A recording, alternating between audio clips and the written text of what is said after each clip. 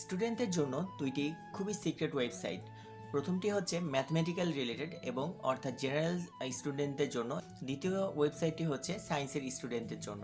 তো যারা general student আছে তাদের জন্য বা ম্যাথমেটিক্যাল প্রবলেমস আছে তাদের জন্য ওয়েবসাইটটি হচ্ছে sambolab.com। আপনারা এই ওয়েবসাইটটি থেকে আপনাদের যে কোনো ম্যাথ রিলেটেড প্রবলেমসগুলো আপনারা খুব ইজিলি সমাধান করে নিতে পারবেন। দ্বিতীয়ত হচ্ছে যারা সায়েন্সের স্টুডেন্ট আছেন তাদের জন্য হচ্ছে chemequation.com।